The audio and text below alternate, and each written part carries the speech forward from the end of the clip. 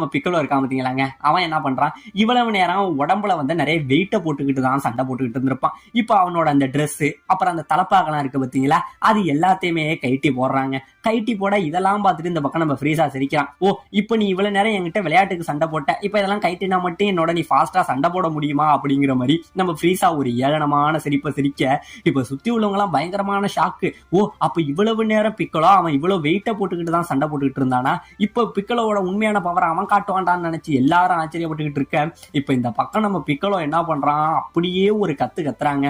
கத்த அவன் உடம்புல இருந்து பயங்கரமான ஒரு பவர் இங்க இருந்து வெளியில வருதுங்க. கிட்டத்தட்ட வானத்தையும் பூமியும் சேர்த்து எரிச்சா எப்படி இருக்கும் அந்த அளவுல ஒரு மிகப்பெரிய நெருப்பு மாதிரி அவன் உடம்புல இருந்து வெளியில வர, சுத்தி உள்ளவங்க எல்லாம் நம்ம பிக்கலோ உற்சாகப்படுத்துறாங்க. உன்னால முடியும் பிக்கலோ, அவன் கதையை முடியும்னு சொல்லி அவங்க ஃப்ரெண்ட்ஸ் எல்லாம் உற்சாகப்படுத்திக்கிட்டு இருக்க.